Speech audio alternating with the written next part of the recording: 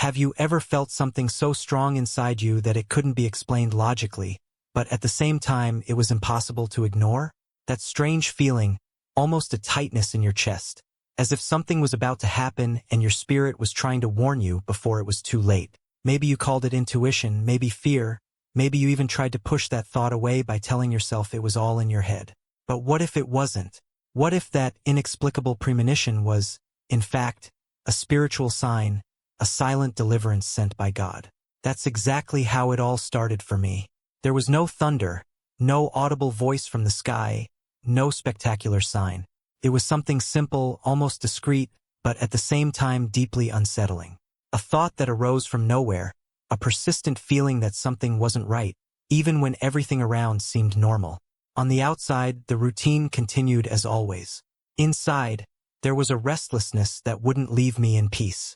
It was as if a silent voice insisted on saying, "Pay attention. Don't ignore this." Have you ever experienced this? The most curious thing is that this type of spiritual premonition doesn't come with clear explanations. There's no data, no proof, no rational arguments. There's only that strange certainty that doesn't fit into any human logic. And that's precisely where many of us fail.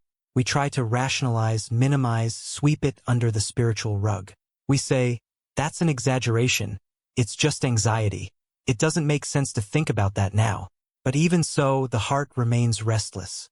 Stay with me until the end, because what you're about to discover may deeply surprise you. At that moment, I didn't want to believe it could be a divine warning. After all, who am I to think that God would be warning me about something so specific? That's a question you may have asked yourself too. But deep down, there's something within us that recognizes when it's not just a common thought. There's a difference between passing worry and a persistent spiritual sign. And that difference manifests itself precisely in that restlessness that won't go away, in that weight that arises without explanation, in that premonition that insists on remaining. Many people experience prophetic deliverance without even realizing it. Others realize it but choose to ignore it. And some, unfortunately, only understand after the danger has passed, or when the worst happens. In the universe of faith, especially within prophetic messages, we know that God acts not only at the moment of destruction, but before it. He warns, advises, prepares, and delivers. But these warnings don't always come in the way we expect. Sometimes they arrive as a simple feeling, a discomfort in the spirit, something that doesn't fit the environment, but carries a spiritual weight impossible to ignore. As that feeling grew inside me, I wondered if I was becoming paranoid or if something bigger was really happening. It was an intense internal conflict between faith and reason, between the spiritual and the logical. And perhaps you are experiencing something similar now. Perhaps there is a warning you have been trying to silence, an intuition you have been pushing away, a sign that seems too small to be taken seriously. But what if that small sign is exactly what could prevent a great destruction? The premonition remained there, firm, silent, insistent. It wasn't fear, it wasn't panic, it wasn't unbridled imagination. It was something different, profound, spiritual. Something that didn't shout, but also didn't remain silent.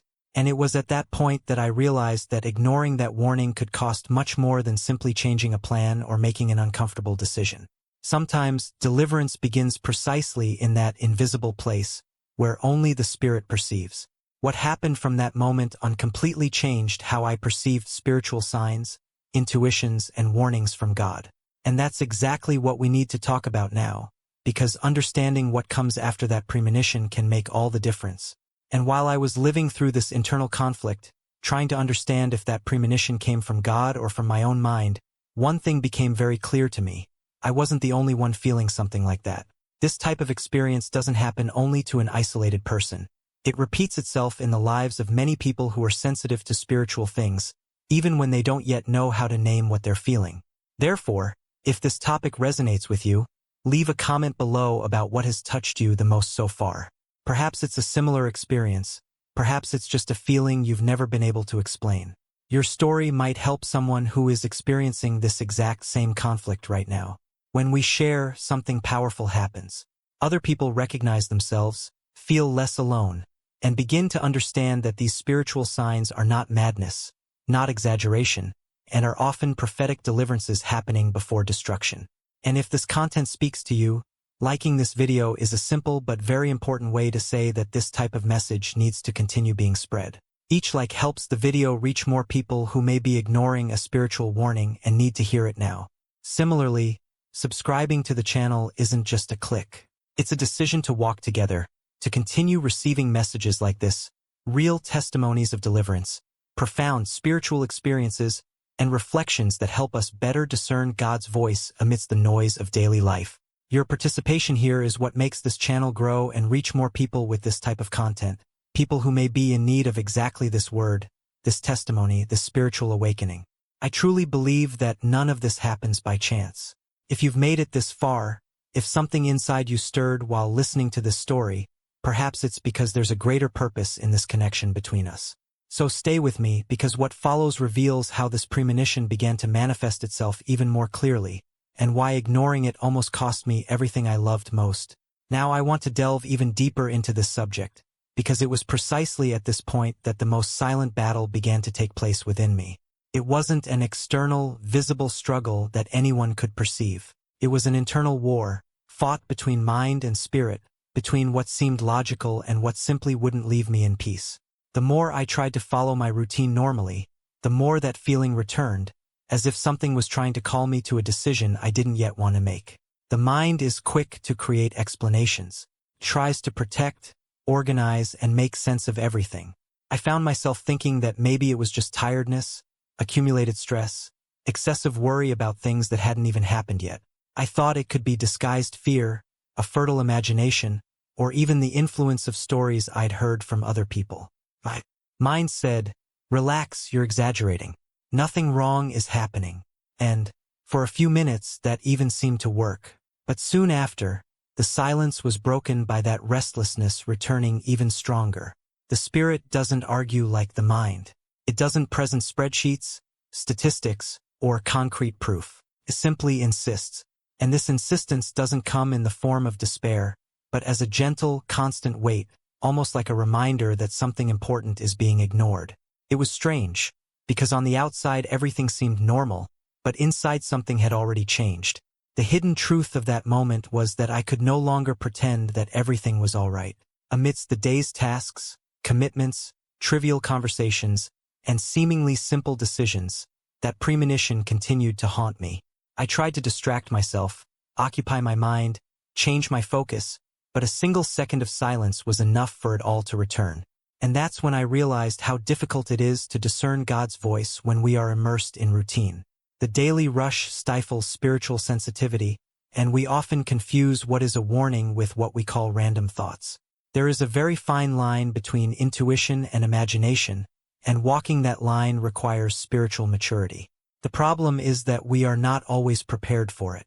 Doubt begins to corrode, bringing questions that don't have easy answers. What if I'm wrong? What if I change my plans for nothing? What if I seem exaggerated to others? These are not small questions because they affect our mindset, our confidence, and the way we make important decisions. I began to realize that the greatest risk wasn't acting on that hunch, but ignoring it completely. Even so, the resistance was strong. There's an emotional cost to obeying something we don't fully understand. There's discomfort in stepping out of autopilot and questioning paths that were already laid out. And, at that moment, I was exactly in that place, between continuing as I always had or accepting that something needed to change, even without all the answers. This inner journey is something many people experience, but few talk about. Behind the scenes of faith, far from pretty words and ready-made testimonies, there exists this space of doubt, insecurity, and inner conflict. It is there that transformation begins, even if it is not yet visible. Because before any external deliverance, something needs to be adjusted within us.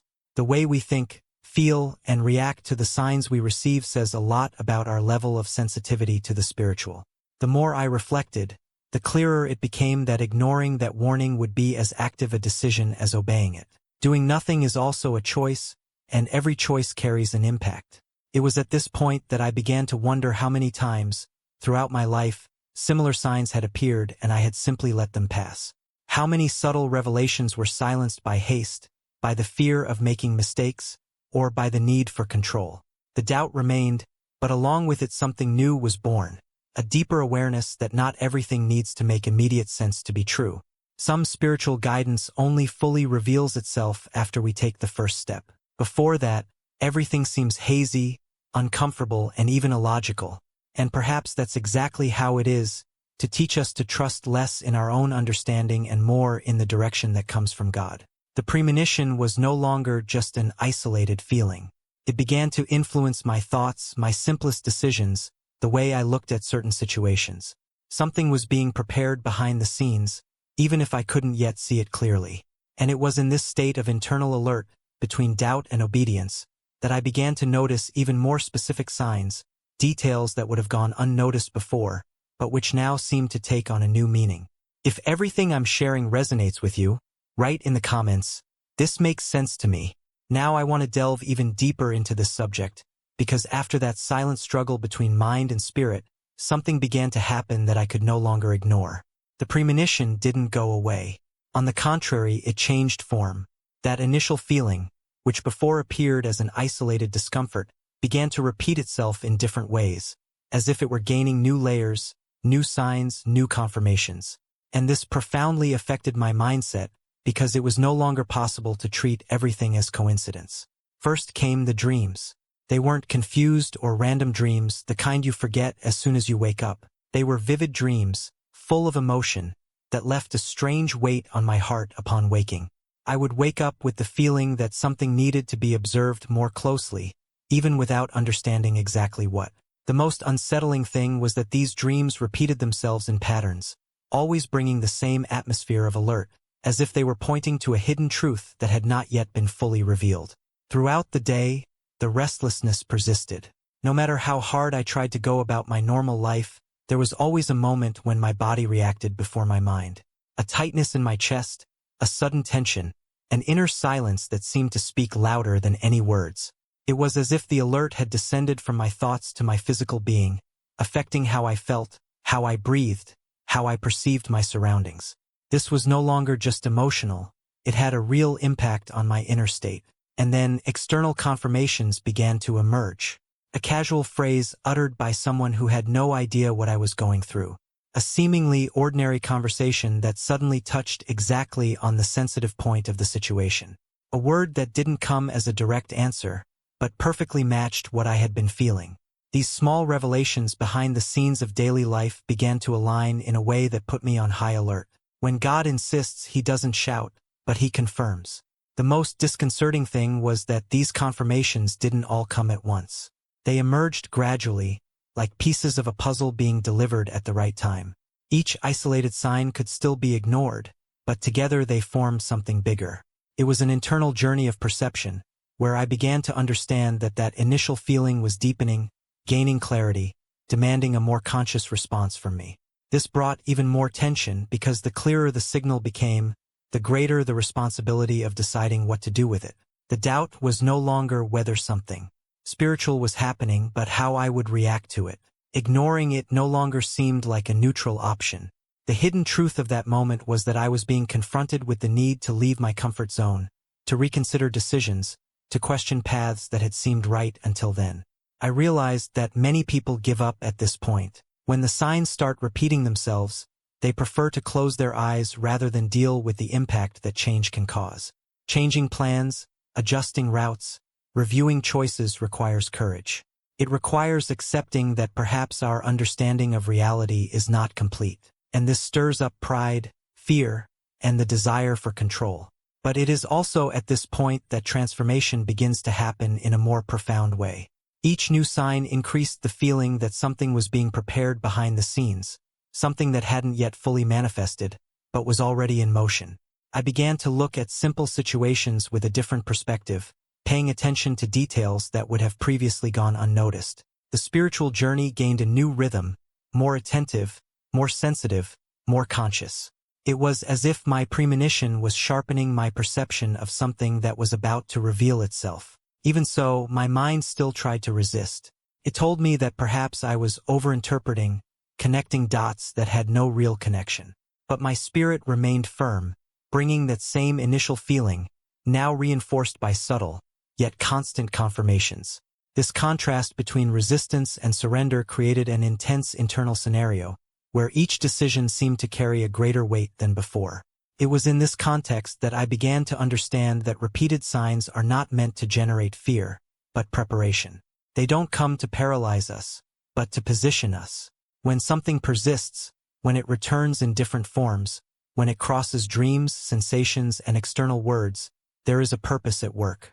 And it was precisely at this point that I realized that premonition was leading me to a specific decision, something that would require concrete action and practical faith, not just reflection. If you've ever experienced something like this or are noticing recurring signs in your own journey, comment below. I'm on this journey too. Now I want to delve even deeper into this subject, because there came a point where I could no longer postpone it. The signs had already repeated themselves, the unease had already manifested itself in so many different ways, and continuing to simply observe ceased to be a comfortable option. There was a decision before me, even if no one had put it into words. It was a silent, internal decision, but with enormous potential for impact. To obey or to ignore, to trust or to continue trying to control everything with logic. The hardest part was that obeying didn't mean fully understanding. There was no clear picture of what would happen next, nor any visible guarantees that everything would work out. There was only that inner certainty, mixed with fear, doubt, and a strange sense of urgency. The mind still tried to negotiate, asking for more time, more proof, more confirmation. But the spirit already knew. And when the spirit knows, insisting on postponing begins to create a weight that can no longer be carried. I remember thinking about everything that could go wrong if I misinterpreted that warning.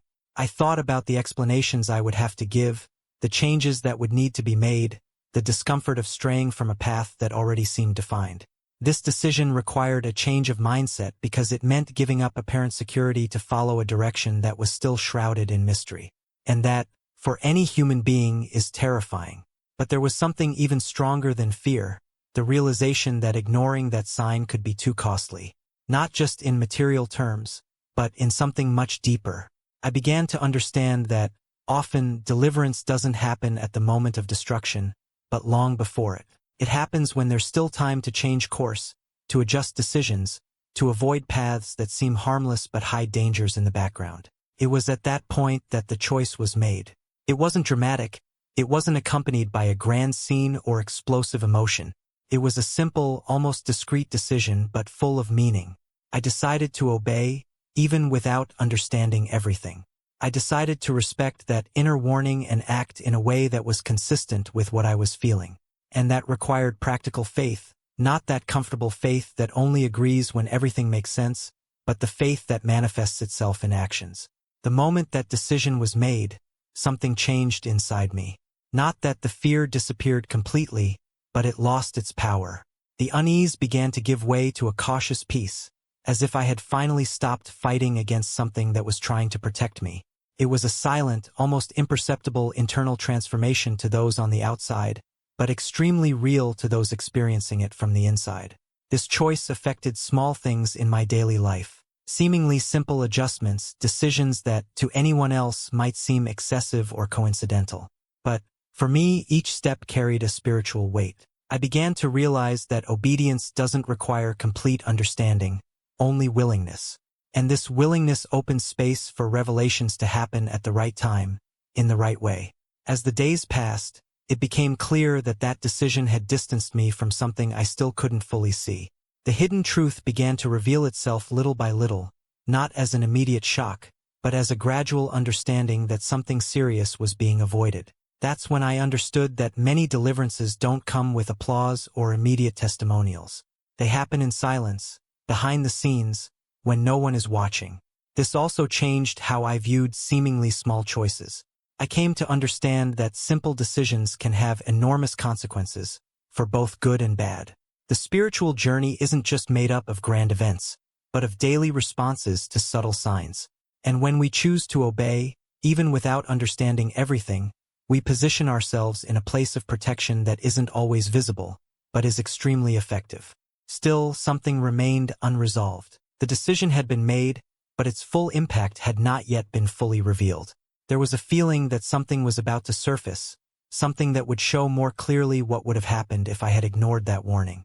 Obedience had set me in motion, but the full revelation was still on its way, awaiting the right moment to manifest itself. If this part of the story resonates with something you've experienced or are experiencing now, comment below. This makes sense to me. Now I want to delve even deeper into this subject, because it was only after that seemingly simple decision that the true dimension of everything began to reveal itself. Until then, I only had signs, hunches, and subtle confirmations. But there was a specific moment when the hidden truth came to light clearly, concretely, and in an undeniable way. It was then that I understood, with fear and reverence, that it was never just human intuition. It was spiritual deliverance. The revelation didn't come immediately after the decision. Came at the right time, as almost always happens. Days later, in a seemingly ordinary conversation, someone commented on something almost casually. A loose phrase, said without any intention of causing an impact, but which fell like a weight on me. That person described a situation that had happened exactly in the place, at the time, and in the context that I would have experienced if I hadn't heeded my premonition. And, as I listened, something chilled inside. It wasn't a vague hypothesis. It was a fact, a serious accident, a sequence of events that, if I had been there, would have placed me at the center of something destructive. There were real risks, serious consequences, and losses that could have been irreversible. Not only for me, but for my family. In that instant, everything connected. The dreams, the persistent restlessness, the external confirmations, the silent urgency. Every detail of that journey began to make sense. It was impossible not to feel a mix of emotions. First came the shock, then a profound fear, and soon after, a silent gratitude that words couldn't express. I realized that if I had ignored that warning, I might not even be here telling this story. I might be dealing with pain, guilt, or grief. I might be trying to understand why something so tragic happened. But deliverance came before destruction, and that changes everything. This type of revelation transforms our mindset, because it makes it clear that God doesn't only act after the chaos, picking up the pieces. Often, he acts beforehand, behind the scenes, diverting paths, interrupting plans, creating discomforts that seem inconvenient, but which carry protection. The impact of this is profound, because it makes us realize how many times we complain about delays, changes, or difficult decisions, without imagining what is being avoided. As I processed all of that, a question echoed within me. What if I had ignored it? What if I had insisted on following the original plan just to avoid leaving my comfort zone? This question wasn't meant to generate guilt, but awareness. Awareness that obedience, even when misunderstood, can be the invisible line between safety and tragedy, between life and loss, between deliverance and destruction. The gratitude that arose in that moment wasn't euphoric. It was reverent, a silent recognition that something much greater was at work, even when I thought I was just dealing with confused thoughts. It was there that I understood that the spiritual doesn't compete with the natural. It precedes it. What happens in the physical world has often already been dealt with in the invisible realm, even before it manifests. This revelation also brought a different weight, responsibility. Because after experiencing something like this, it's no longer possible to treat spiritual premonitions lightly. It's no longer possible to call exaggeration what may be protection. The journey changes. The way of listening changes. Sensitivity deepens. And decisions begin to be made with more care, more prayer, more attention to the signs that make no noise, but save lives. I started looking back and thinking about how many similar stories I've heard, how many testimonies of prophetic deliverances that were only understood later. People who changed a plan at the last minute, who decided not to go, not to enter, not to continue. People who never knew exactly what they were delivered from, but felt a strange peace for having obeyed. And others who only found out later, when the news arrived, when the accident happened, when the danger was revealed. This type of experience leaves deep marks. It teaches us that not every deliverance comes with immediate visible signs. Some only reveal themselves over time, and when they do, they bring with them a sense of reverence that is unforgettable. An understanding that care, guidance, and purpose exist even in moments of doubt and confusion. There was still much to process within me. The revelation had happened, but its lessons would continue to unfold. Because understanding what we were freed from is only part of the story. What we do with that awareness afterward is what defines the next steps on the journey. If this part resonated with you in any way, comment below, "This makes sense to me." Now I want to delve even deeper into this subject, because after understanding what we were delivered from, something even more important emerges. What this experience reveals about how God continues to communicate today. There is a silent, almost dangerous idea that God only spoke in the past, in ancient stories, in distant accounts. But the hidden truth is that he continues to speak, warn, and deliver, only often in ways that require sensitivity, not spectacle. God doesn't always shout. Most of the time, he whispers. He speaks through premonitions, through anxieties that don't make immediate logical sense, through a peace that suddenly disappears, through a discomfort that insists on remaining. And the problem isn't that God isn't speaking. The problem is that we are increasingly distracted. Routine, worries, information overload, and the rush to make decisions end up stifling what is spiritual and subtle. When I look back on this whole journey, I realize that the deliverance began long before the danger manifested. It began the moment something inside me tried to get my attention, and that makes me think about how many people are going through exactly this phase right now. People who feel something strange but can't explain it. People who try to go on normally but carry a silent weight in their hearts. People who pray but still don't have clarity on what to do. This message is not meant to generate fear, but awareness. Because spiritual discernment is not about living in constant distrust of everything, but about being sensitive to what truly matters. It's about developing a mindset that understands that not every decision needs to be made solely based on logic. Some choices need to be guided by the Spirit, by the place where God speaks most clearly. Many deliverances are silent precisely because, if they were noisy, they would paralyze us. God doesn't want to lead us through panic, but through trust. He prepares us beforehand, warns us beforehand, guides us beforehand. And when we obey, we often don't immediately perceive the impact of it. Only later, when the revelation comes, do we understand the magnitude of the care involved. Perhaps you're now remembering situations where something made you change your mind at the last minute. A path you decided not to take. A place you chose not to go. A decision that was postponed for no apparent reason. And perhaps, even today, you've never understood why. But there's a possibility that it was a blessing in disguise, even if you never know exactly what it was. This reflection changes the way we view prayer.